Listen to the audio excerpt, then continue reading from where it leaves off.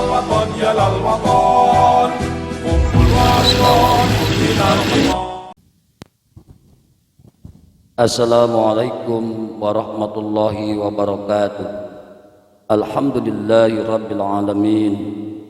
Wassalatu wassalamu ala asyrafil anbiya'i wal mursalin Sayyidina wa maulana Muhammadin sallallahu alaihi wasallam wa ala alihi wa ashabihi wa man tabi'ahu ila yaumiddin, amma ba'du.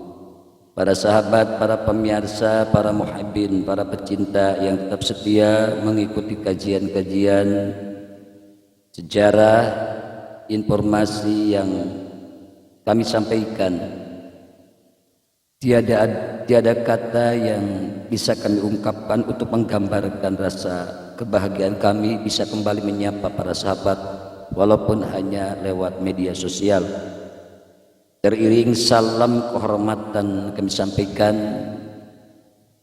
juga doa kami panjatkan semoga para sahabat senantiasa berada dalam lindungan Allah Subhanahu wa taala, dilimpahkan keberkahan, dimudahkan semua urusan, disehatkan dan dipanjangkan umur.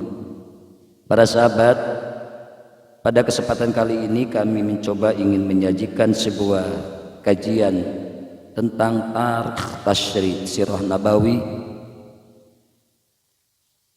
mengenai dakwah Rasul. Sebagaimana yang kita ketahui bahwa dakwah Rasulullah itu terbagi ke dalam dua periode. Ada periode Mekah dan yang kedua ada periode Madinah. Pada kesempatan kali ini kita akan mencoba mengupas lebih dalam tentang dakwah Rasul di periode Madinah. Para sahabat, dakwah Rasul periode Madinah itu dapat kita gambarkan secara konsep terbagi menjadi tiga. Kita akan menggambarkan yang pertama kebudayaan masyarakat Madinah sebelum Islam. Yang kedua, substansi dan strategi dakwah periode Madinah. Dan yang ketiga, peristiwa penting dalam dakwah periode Madinah. Kita akan menyampaikan informasi ini dalam 3 video kajian. Pada kajian yang pertama kita akan fokus mengenai situasi dan kondisi Madinah sebelum kedatangan Islam. Para sahabat, perintah hijrah ke Yathrib ini membawa kebahagiaan dan secercah harapan dalam diri Rasulullah SAW dan para pengikutnya. Sebelum mencapai kesuksesan dalam dakwah di Madinah, Rasulullah menjalani serangkaian perjuangan yang tidak mudah, perjuangan yang penuh dengan rintangan. Kegigihan Rasulullah membuahkan hasil dengan kemakmuran dan kejayaan Islam setelah kurun waktu 10 tahun berdakwah di Madinah. Setelah 13 tahun dakwah Rasul di Mekah mengalami berbagai macam tantangan dan hambatan. Para sahabat, Madinah pada mulanya bernama Yathrib. Dinamakan Yathrib karena orang pertama yang tinggal di kota ini bernama Yathrib bin Qaid. Para sahabat, Madinah pada mulanya bernama Yathrib. Dinamakan Yathrib karena orang pertama yang tinggal di kota ini bernama Yathrib bin Qaid bin Ubay bin Aus bin Amalik bin Lawud bin Iram, salah seorang anak keturunan Sam, putra dari Nabi Nuh alaihissalam. Kota ini sudah terbentuk kurang lebih 1600 tahun sebelum Masehi. Kota Yathrib berjarak sekitar 300 mil sebelah utara kota Makkah, merupakan kota yang makmur dan subur dengan pertaniannya. Sebagai pusat pertanian, kota ini menjadi menarik bagi penduduk kota lain untuk berpindah ke sana. Kota Yathrib dikelilingi oleh gunung berbatu. Di sini terdapat banyak lembah atau yang paling terkenal dengan nama wadi. Persawahan dan perkebunan yang subur menjadi sandaran hidup penduduk setempat. Penghasilan terbesarnya adalah anggur dan kurma. Tidak mengherankan jika kurma terbaik berasal dari kota Yasrib. Luas kota Yasrib kala itu hanya sekitar 15 km dan sekarang sudah berkembang menjadi 293 km dengan batas-batas geografis sebagai berikut. Bagian selatan berbatasan dengan Bukit Air, bagian utara berbatasan dengan Bukit Uhud dan Bukit Tur, bagian timur berbatasan dengan Arrah Waqim, bagian barat berbatasan dengan Harrah Wabarah. Komposisi penduduk Yasrib sebelum Islam masuk berbeda dengan kota Mekah. Meskipun bersuku-suku, dilihat dari karakteristik budaya, agama, penduduk Makkah memiliki sifat yang homogen sebagai penyembah berhala, sedangkan wilayah Yasrib memiliki penduduk selain terdiri atas beberapa suku, juga di sana ada Yahudi yang dominan memeluk agama Samawi, ada juga pemeluk Nasrani. Dilihat dari struktur sosial dan budaya, penduduk Yasrib cenderung lebih heterogen dibanding Makkah. Mereka terdiri atas berbagai macam etnis dan kepercayaan serta memiliki adat istiadat sendiri masing-masing suku. Kalau kita kelompokkan, masyarakat Yasrib dapat dikelompokkan menjadi 3. Yang pertama suku Aus dan Khazraj. Kedua suku ini awal mulanya adalah nama dari 2 orang saudara kandung anak dari Harith bin Sa'labah dari istrinya yang bernama Qillah binti Al-Arqam bin Amr bin Zabnah. Pada perkembangan selanjutnya, Aus dan Khazraj ini menjadi 2 nama kabilah besar di Yasrib yang kurang lebih dari 120 tahun dua kabilah ini saling bertikai, tidak berhenti. Pertikaian ini tidak lain disebabkan karena provokasi kaum Yahudi yang iri dengan kemajuan suku Aus dan Khazraj. Nah, akibat dari provokasi ini, suku Aus dan Khazraj terlibat perang saudara yang hebat dan berkepanjangan. Salah satu di antara peperangan yang terkenal adalah Perang Bu'ad. Ketika itu suku Aus memiliki kekuatan besar karena beraliansi dengan Yahudi, berhasil mengalahkan Khazraj.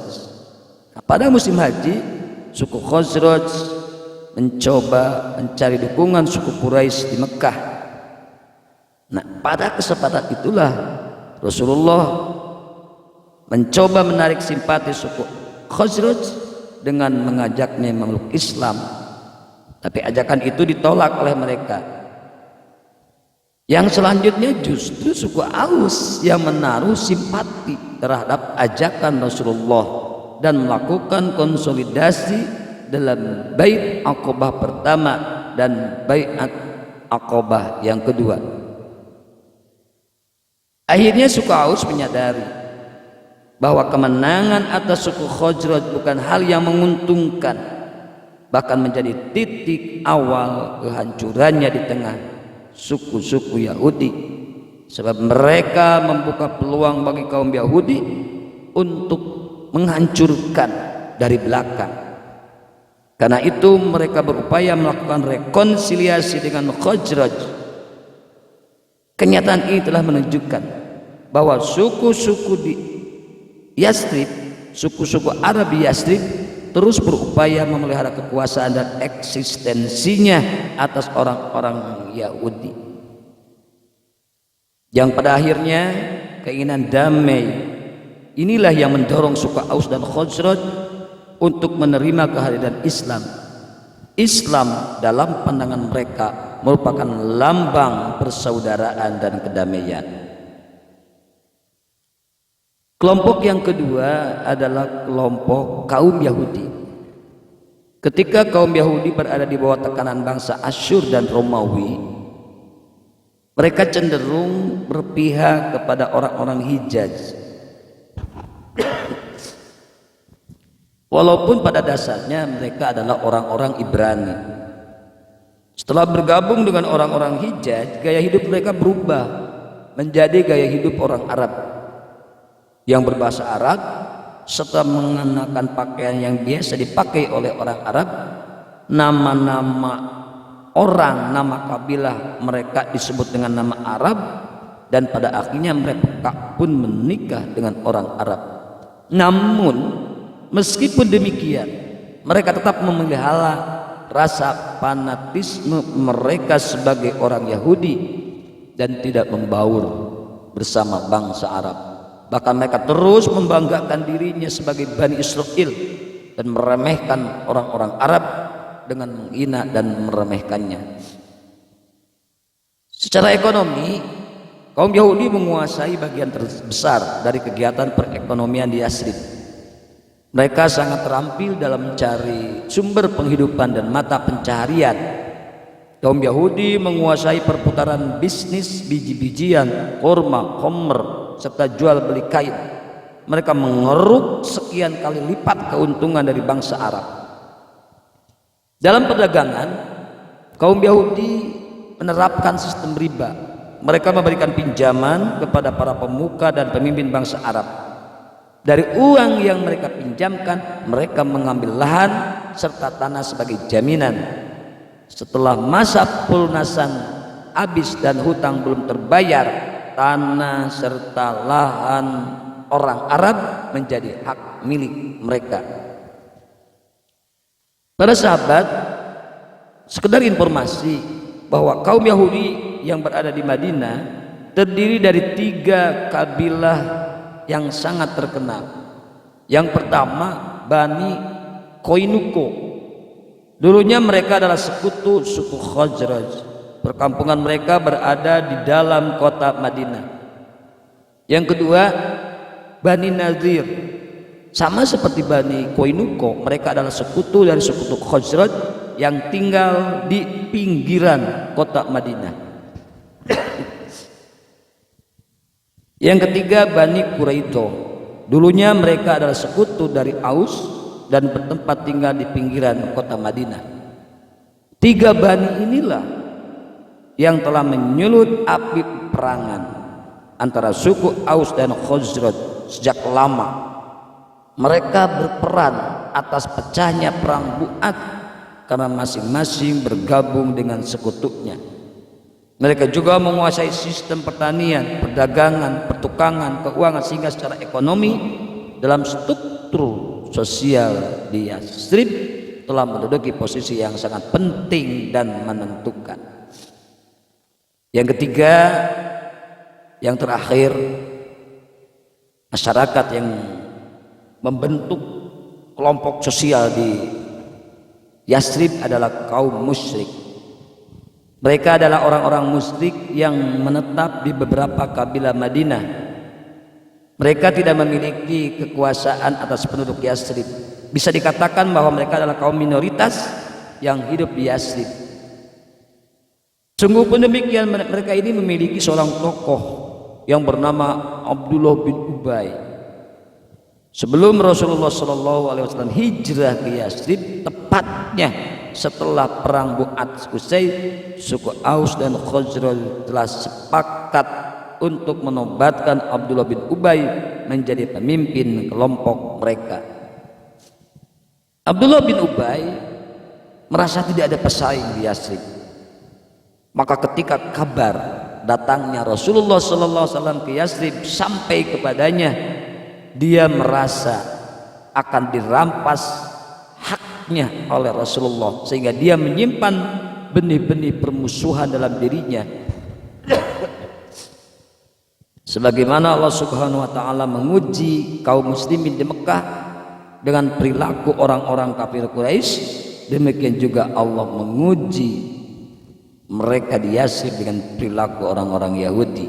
Dengan demikian, di Yasrib ini masyarakat atau umat Islam kelak selalu berhadapan dengan berbagai komunitas dengan pluralisme kebudayaan, baik dalam bermasyarakat maupun dalam beragama. Yathrib yang kemudian namanya menjadi Madinatul Munawwarah setelah kedatangan Rasulullah SAW menjadi sangat terkenal. Kedatangan komunitas Muslim dari Mekah ke Madinah sangat dinantikan oleh saudara-saudara seimannya di kota ini. Penduduk Madinah yang telah mengenal Rasulullah dan menyatakan beriman sangat senang dengan kedatangan rombongan yang kemudian disebut kaum Muhajirin. Kaum Muhajirin mengharapkan angin segar seperti yang tertuang dalam perjanjian Aqabah yang telah mereka sepakati. Akhirnya terjadilah hijrah, yang mana hijrah bagi kaum muslimin kota Mekah selain memberikan harapan baru untuk pengembangan kehidupan mereka, diharapkan dapat menghasilkan kehidupan sosial yang lebih aman, tertib dan sejahtera. Hal itu secara umum sulit untuk dilakukan di Mekah. Dengan demikian arti hijrah bagi kaum Muhajirin bukan pemutusan ikatan dengan tanah kelahiran dan alam lingkungannya semua, namun yang lebih utama bagi mereka adalah kesempatan dan harapan baru untuk berubah menjadi anggota masyarakat baru yang dinamis, memiliki hak warga kenegaraan yang sama. Begitupun sebaliknya bagi mereka yang menerima kaum Muhajirin yang kemudian disebut menjadi dengan sebutan kaum Ansor atau kaum penolong. Mereka merasakan adanya nuansa baru baik secara psikologis maupun secara sosiologis. Kaum Ansor seolah mendapat energi baru dari sesama muslim dan etnis Arab setelah sebelumnya selalu mendapat tekanan dari berbagai kondisi ekonomi, sosial dan keagamaan di Madinah. Demikian gambaran kondisi masyarakat Yathrib atau Madinah Al-Munawwarah sebelum kedatangan Islam. Demikian para sahabat, kita akan melanjutkan pada serial selanjutnya tentang dakwah Rasulullah SAW di periode Madinah dengan tema selanjutnya, substansi dan strategi dakwah Rasulullah di Madinah. Nantikan tayangannya pada episode berikutnya. Terima kasih. Wallahul muwaffiq ila aqwamit thariq. Wassalamualaikum warahmatullahi wabarakatuh.